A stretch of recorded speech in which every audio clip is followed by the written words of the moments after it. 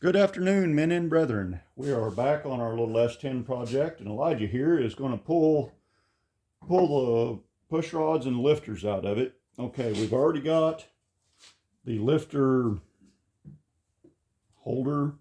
What do they call that? The thing that keeps the lifter guide. There we go. That's the right word for it. We've got the lifter guide taken loose. All you need is a 1/4-inch ratchet and a socket, and just reach down in here, clickety click, click, click, and take her loose. Now, this device,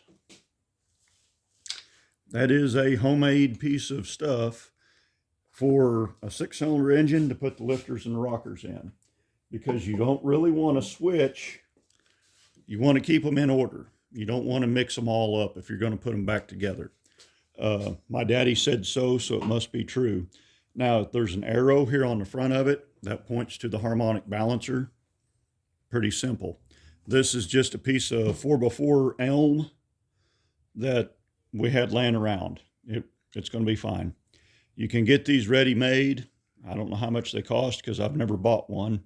We always have just built one, made one, and then after we was done, we put it up on a shelf and forgot where we put it. So here we go. Start taking them apart.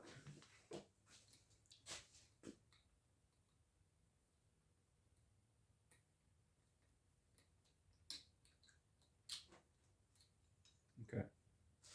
Just leave the nut in the socket. Okay, now set that down somewhere.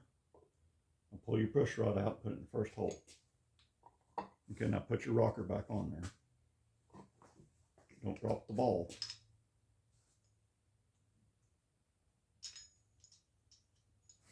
Okay. There you go.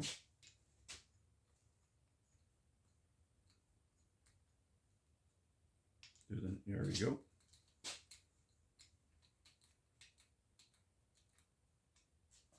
Don't drop the nut.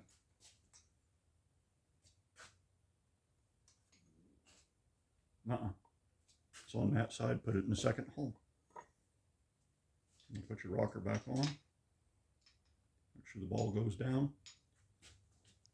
Now on your rockers, when you're pulling one of these apart, look for cracks down in here and really galded spots where it hits the valve, because that's where it's going to wear the worst, is right in here or right in here where the valve, or you might even get a crack around in here.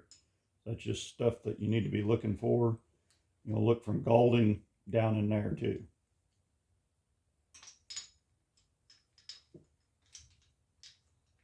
There you go.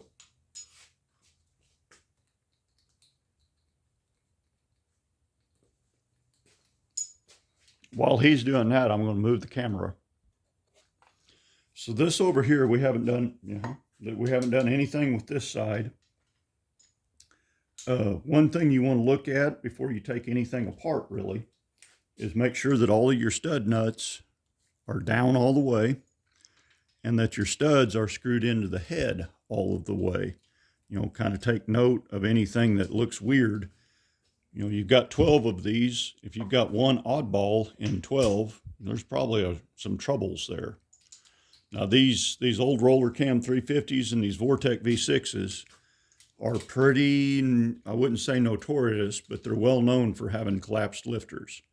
That's just, what a piece of junk. Collapsed a lifter at 300,000 miles.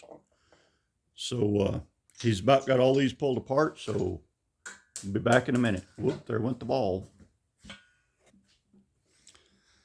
Okay, so now there's our lifter guide. It doesn't look broke or cracked anywhere. These are made out of plastic, so this is kind of a wear item. I'm not concerned about swapping them side to side. If that happens, it happens. That's not a big deal. So now we're going to pop our lifters up out of there. And we're going to leave them in order too. Now we're not going to turn them as we take them out. Let's see if the camera's right. Okay. These have an oil hole in them.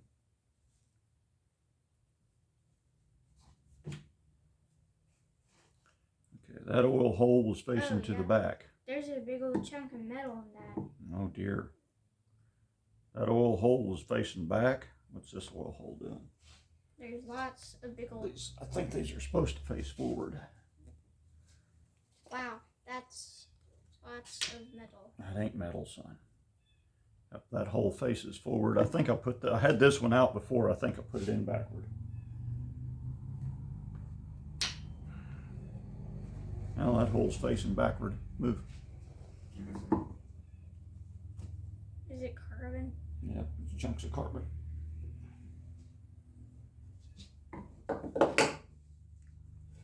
Now that hole's facing forwards. Can I take these gaskets off? Nope. Oh, come out of there, baby. Well, hey, get off that cart, you're shaking it.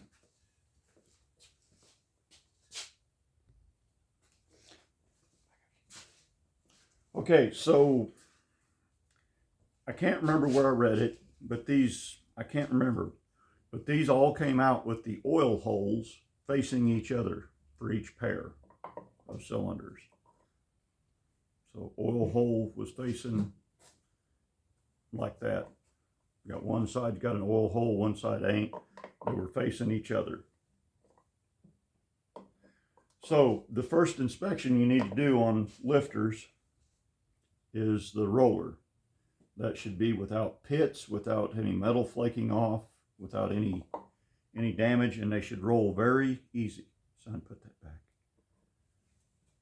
Exactly. Put it back in the hole. There is no damage on this one. So you just roll it with your thumb, and it should roll smooth as smooth can be. I already did that one. It's kind of like R2-D2. Yeah. Okay. Okay, so the next thing we're going to do is do a quick inspection on the push rods. Now this is a piece of glass. I don't know what happened. It's got fiberglass resin all over the back side of it, but it is what it is. This is the glass bottom out of an old refrigerator. I don't know anything more about it than that. But if you take your push rods and you roll your push rods, if they sound like that, they're good. Now if they roll and they go slap, slap, slap, slap, slap, then they're bent.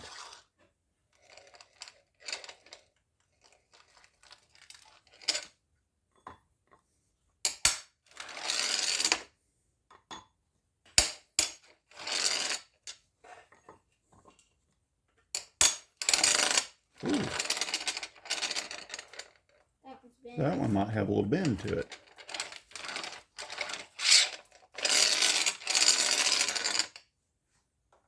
Or it could be that 1/2 inch of carbon that's built up on the sides of it from being in that old motor for so long. Yeah, probably. You get the picture. So back to the inspection of our lifters. Well, every one of these is toast. Don't know how well it's going to come up in the camera. But here's your the clip that retains the plunger down in the lifter.